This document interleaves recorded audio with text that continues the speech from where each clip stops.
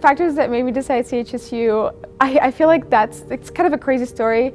I'm Iraqi. I was born in Iraq, and I was in Iraq when I got the email that I was going to be interviewing at CHSU.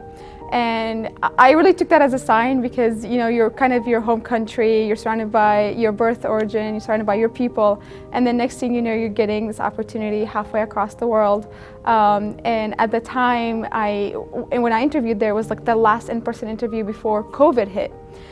So then COVID hit, and I saw, that interview was the only interview where I got to meet the dean. And to me, that was a little bit of a really grounding moment of, oh, here's the dean, he's talking to me, shaking my hand. So I met everybody, and I thought to myself, what a well-rounded way to approach your students, to approach your incoming class. So when I came back, I sent them a letter of intent, because the interview was in person. And then I think a week later, there was a time difference, and I slept late that day, and I think at like 12 p.m. I got a call from an unknown number from Clovis, and I remember picking it up, and it was Student Affairs, and they're like, "Are you sitting down?"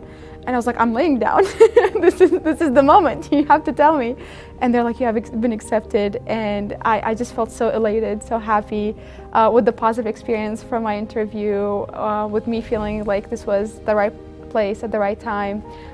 Being in California, being someplace new, I really felt that this was the right place to be.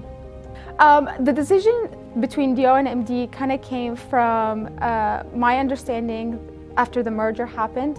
I really thought to myself, you know, with this merger happening, because the year that I was applying is the year that the merger happened. So I thought to myself, 4 years in the future, by the time that I actually apply for residency, they would have had 4 years of, you know, both the MD and DO.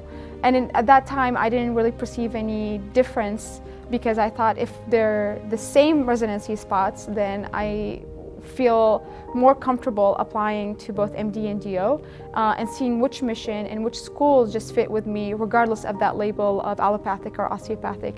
So that's how I approached it. When I interviewed, I had 4 interviews, and when I approached it, I thought to myself, okay, if I were here or if I were here, what school feels right, regardless of the label that is attached to it. And that's why I chose CHSU.